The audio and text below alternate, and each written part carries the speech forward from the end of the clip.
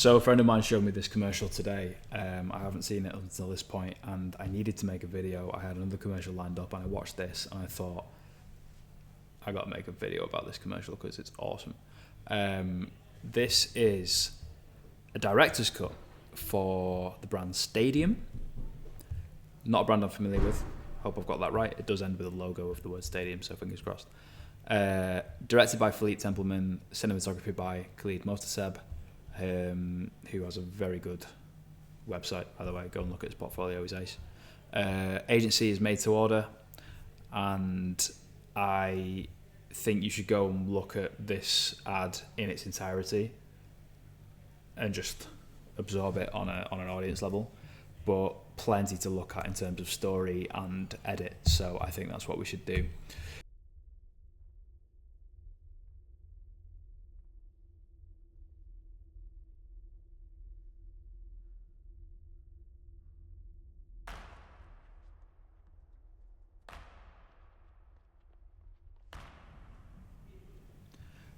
There are a lot of intentional, powerful cuts in this commercial.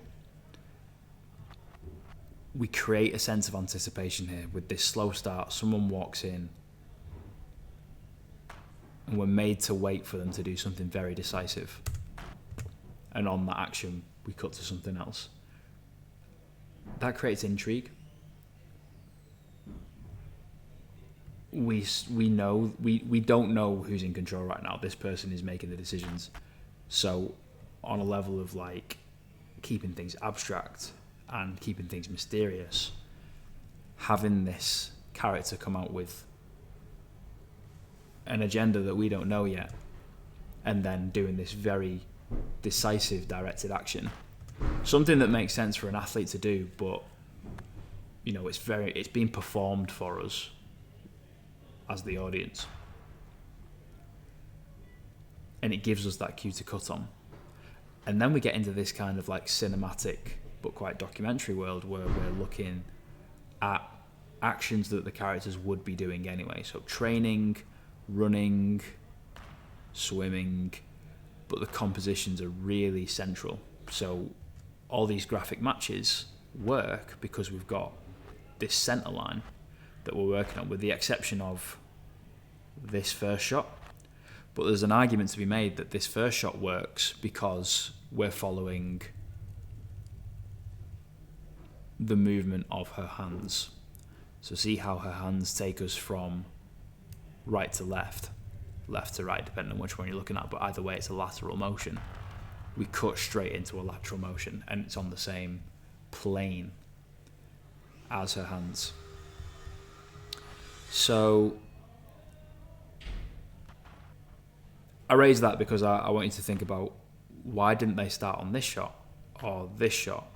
Is it that they wanted to maybe start on the widest shot and work their way in? Is it that it just so happens that the widest shot also complements the horizontal movement of the hands? I wasn't there. I didn't edit it, but it helps. It's the sort of thing that if I saw that opportunity in a timeline and it ticked multiple boxes for me, I'm more likely to go with it. Now, look at this next sequence. Bearing in mind we're on this build, we're on this intrigue build right now. So we've started off super simply, and now we want to just up the level of intrigue slightly more. We want to develop this in a way. So we're going to go into this world of consistent shots with a steady momentum. Slow zoom. Follow at a constant pace. Again, very slow zoom, but look at what his arms are doing. Look at what things maintain the same speed here. So we've got the footballer runs across the screen at an even pace. Then we follow the runner at an even pace. And then the guy raises his arms at an even pace. And then she's walking and we've got the world moving past us at an even pace. All of those things help us connect those four shots in our heads as like part of a suite, right? What we're doing now is using that final shot of the four to kind of hooking into it and turning it into a story. So it's like, what happens next for this girl? still in that central composition world. So it's not a massive shift for the audience. Like, the audience is very much just looking in the center of the frame right now.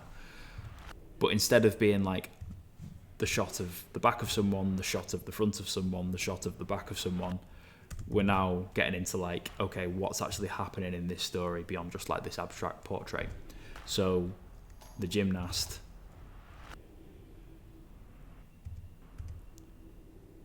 is getting onto the beam. Now, this is a dancer. That's a gymnast. But we're taking things out of like one action and we're starting to develop each of these stories. So everyone begins their story. We need a volunteer now of our actors to take the story a little bit further. Women must earn less than men. They are. So then we break the rhythm.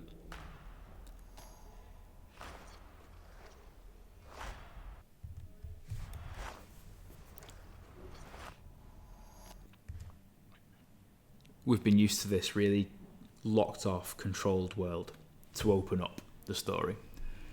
Then we're in complete motion, we're down by the floor, we've broken free of this like sort of flush, flat Wes Anderson world.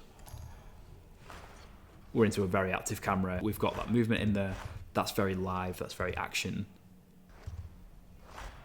Women must earn less than men. They are smaller. They are weaker. They are less intelligent. There's just so much happening here. So we've got a really simple opening, and then we go into this section of let's introduce a few people. Like these are our cast. We just need to establish that all of these different athletes are part of the film. Then we create tension. So we've got the clock counting down. We're back into that steady push world. Earn less than men. And we've got this antagonistic voiceover. So I don't know if this was taken from a radio broadcast or if it's been recorded for the commercial. You know, probably more interesting if it is actual existing media that's been used as almost like a bit of a sarcastic soundtrack to the piece. But we're creating this tension. So we've seen powerful female athlete after powerful female athlete to then be told women must learn less than men. And then all of the shots that follow contradict that statement. I'm really interested in this little bit here because these are all quite fast. So we've got one mini sequence, it's 2 shots of the tennis player serving. So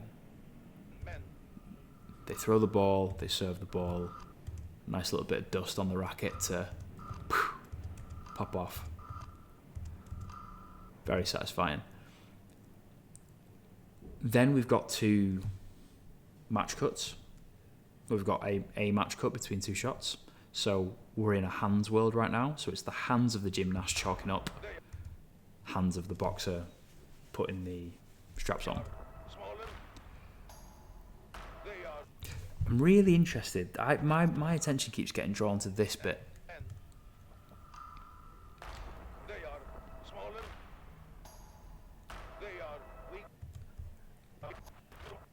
When I first watched it, I found it really interesting that they go to this face here.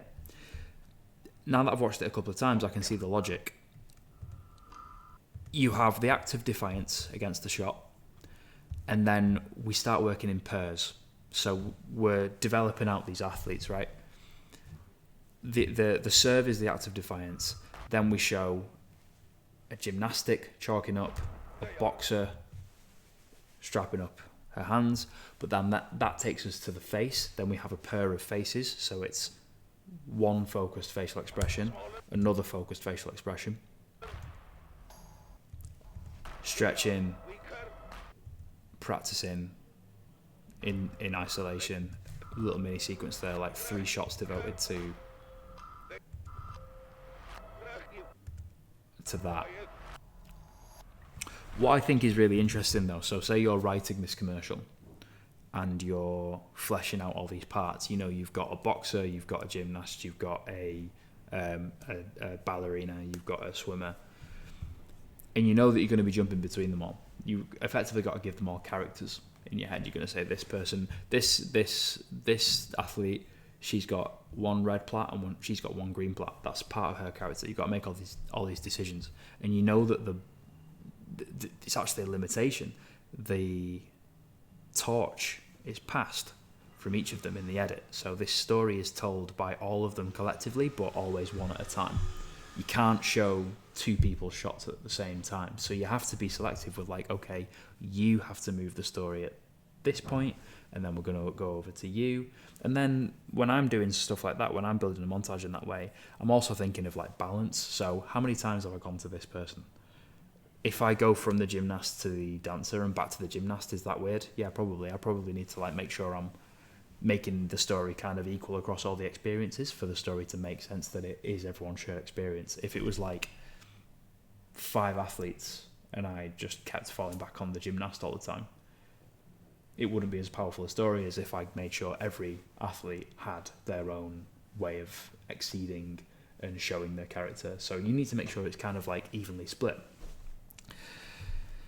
And I just think for this one character, I just really like this detail. So they found a moment where the character would be resting. They found this beautiful shot, diffracted through the mirror, grubby fingerprints, like there's layers here from the seam of the mirror and the fingerprints, and then her, and then the internal reflections of the mirror, and then the room behind, and there's not much detail in it but the sky outside.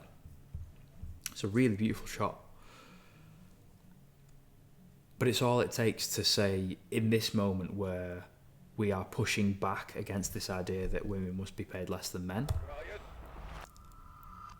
it's like person working hard, person just collecting their thoughts, but you can see that they're just focused in. Really endearing shot, I think. Let's carry on. So, stretching, it's all about proving them wrong. They must earn less. So cool. So by this point, we've figured out what the game of this commercial is. Sometimes I think like a scene or a spot should have a game to it. What is the game? I guess it's the same thing as a story. But for me, the game is like the mechanic. The story is creating this case that female athletes are not to be taken lightly. But the game is how we show that. And that's by taking however many characters we've got here and hopping between them to show that they all are mean, right? They're really good at what they do. They are weaker. They are less. So we're thinking about things like physical prowess, stamina, endurance, determination, focus. And what you can do, again, as the filmmaker, as the person writing this or directing it, coming up with this idea, effectively just make a table. So you've got the runner, you've got the dancer, you've got the gymnast, you've got the swimmer, and you think, what are the things that show that they are determined? Well, the swimmer can probably hold their breath. They might appear out of the water and get a lungful of air because they've been pushing their limits under the water. Or the runner might get up early in the morning and she's doing her 10-mile run before the sun comes up. So you think about these like individual facets that can get turned into shots that tell your story. They are less intelligent. They must earn less.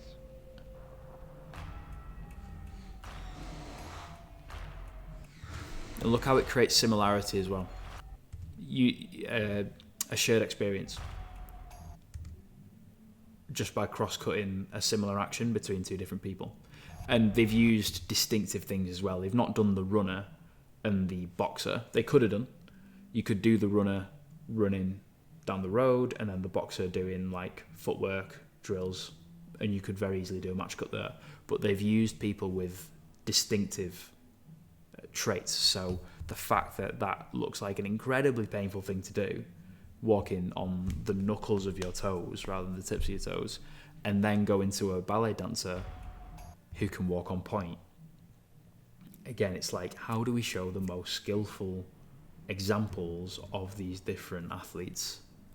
Who like play? How do we play to the strengths of this cast?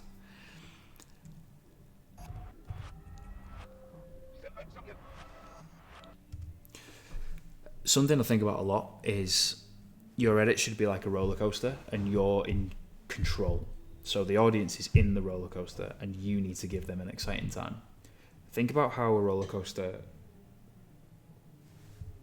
has fast drops. It has consistent moments. It will bank you left and right.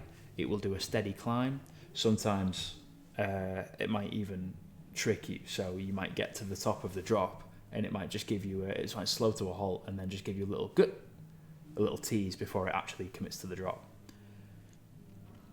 But you as an editor, you're in control of that experience for the audience. So think about where the builds, the consistencies, and the releases are. We're building.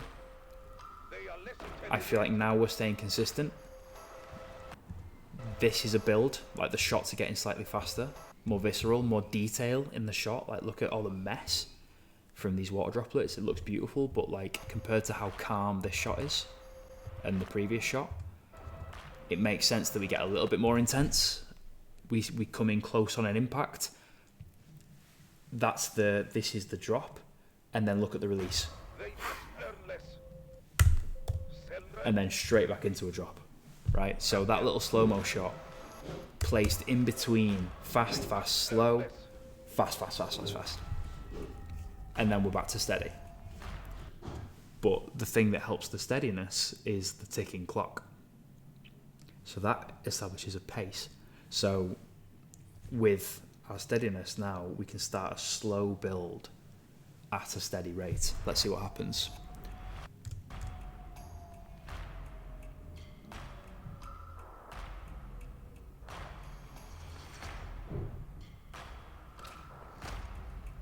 Okay, cool.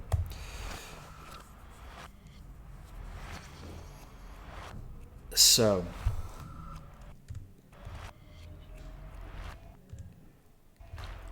this shot doesn't develop massively. It's just hard work is being done. This shot is enigmatic, right? It's a perspective that you wouldn't expect. It's in a lighting situation you wouldn't expect. If we were to be realistic, she wouldn't be in a gymnastics. She wouldn't be on the mat. She wouldn't be on the floor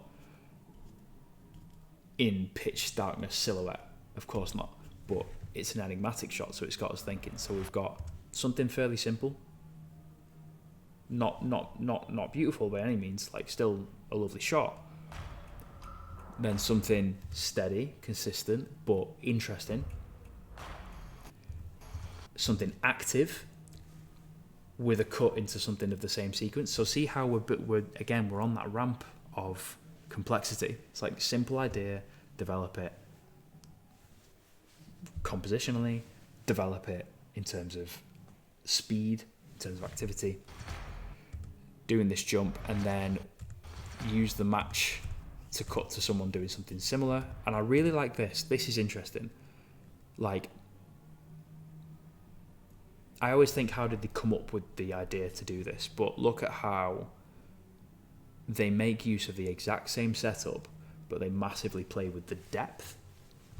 So here she is in the center of the stage of the dance room, and then they cut to her doing a stretch right up against the window.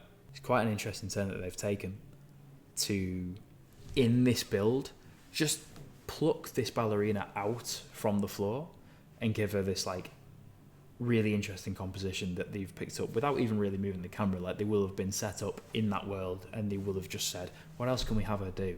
She's done her pirouettes in the middle of the floor. Okay, here's a mad idea. Just come right close to the window and just do a really difficult stretch for me. They've made use of the time on the set, and that's paid off in the edit. Then we're back into the story. So like that little bit of abstraction, like what does it add here other than just telling you that ballerinas can do mad stretches? Back into the continuity now, and they've dropped the fall in. I think the fall is important because it's key to show that athletes fail. It's one part of being a professional sports person, is the stamina and being able to get back up again and take the blows. And that's something that, given the statement that this piece is trying to make, in a male-led sport, that's something that would garner a lot of respect. It's important to show that these people are human, but they're also tough. And so you need an example of them failing so that you can show them getting back up again. So here's the figure skater falling over, the ice skater. Back into the swimming narrative, back into the gymnastics narrative. That's a beautiful composition. We're kind of in a bit of a continuity world now. The swimming doesn't do a lot, doesn't tell much of a story, other than it puts us back into that steady momentum again. So we fell over here, but now we need a reason for movement forward to progress. And the direction of the swimmer, the fact that they're moving, and it's given us that lateral move in the camera, and the swimmer's approaching us, it gets us into the gymnast. And I think the gymnast is important here because we've just learned that the athletes can fail. Now look at what we see. Our attention is drawn to the fact that the gymnast has got an injury and they're still practicing. Especially after this really impressive shot. You know, just on a physical performance level. Like, you can't act your way through somersaults like that. So now we're learning that these athletes, it doesn't come to them naturally. It comes through hard work. We were steady. Now we've dropped back down again. We're settled. We're in a moment of calm. And I'm looking at the timeline down here. We're at the 65-second mark of a 90-second piece. I think that means that things are about to ramp up very quickly.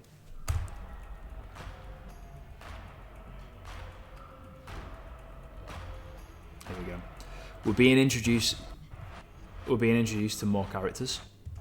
So we haven't seen the young girl, but look at how you have the pro and the amateur, like the aspirant and the person who's made it, juxtaposed. Then we use throws to link ourselves together. So this is the handball. I didn't realise she was a handballer, but this is the girl with the red plait and the green plait. So is that handball? Yeah, I think it's handball. Into the tennis. So we're creating continuity now. We're getting things more active. We're looking to link our shots where we can. I think the one thing to sort of avoid is that if you start linking shots, it doesn't mean you need to link every shot. Like, don't feel contained in a groove that you need to like honour some sort of commitment that you've made earlier in the edit. You can link a couple of shots and that's fine if it's feeling like you need to move into a different world now. The point of this whole chunk is to just once more, I call these moments in edits the victory lap. So you've kind of set up the story and you've proved the point, but now you need to just show that explosive finish and really hammer the point home. So right now we're in the victory lap. We need example after example after example of the statement that the piece is making being true.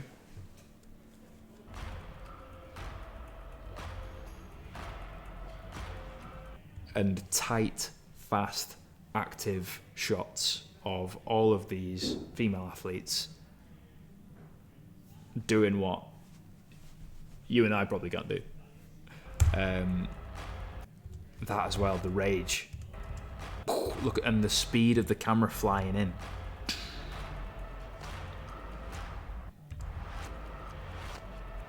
And look at this as well. Is a fast shot exciting, and is a slow shot boring? Can a fast shot be boring? Can a slow shot be exciting? I think there's no rules to this kind of stuff.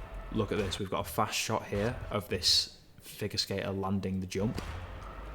Then we've got a slow shot, which is just as exciting because it's at the crucial moment. And look at the emotion, and look at the definition, and the lighting helps with all that as well. But we're also coming into that point of impact, so you can use fast and slow shots here. You might think, one of the things that I kind of try and catch myself against is presumptions that, well, if this is the exciting bit, I've got to use fast shots. But no, the slow shots are totally valid in this world.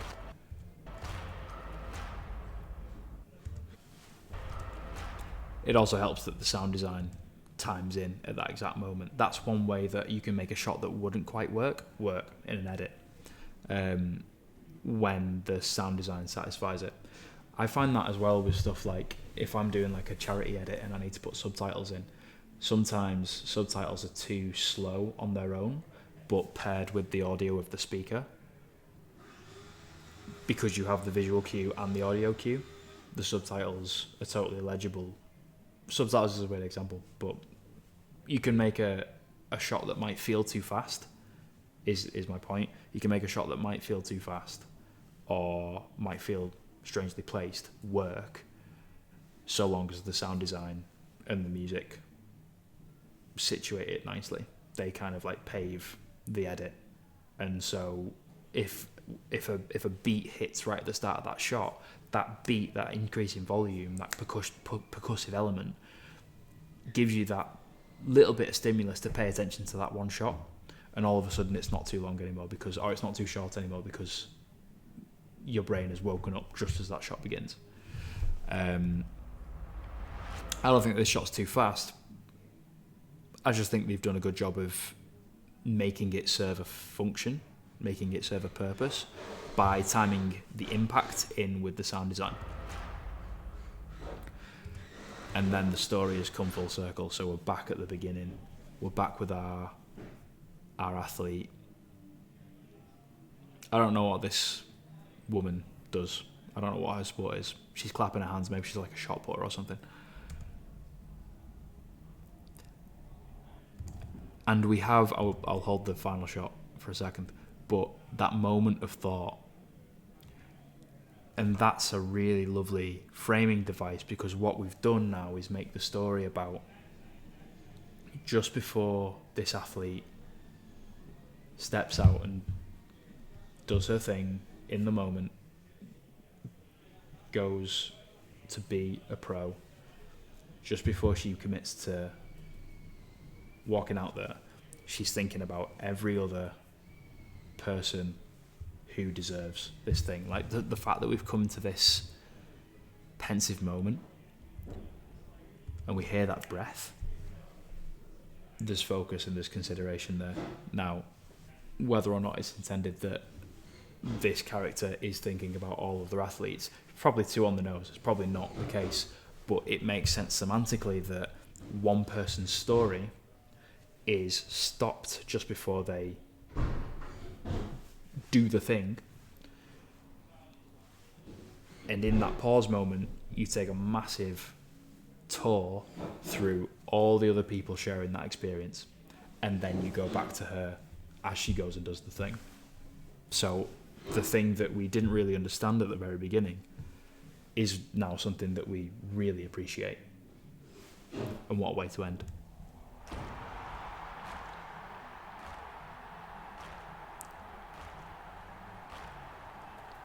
Hit him with the CTA, hit him with the stat, do some social impact.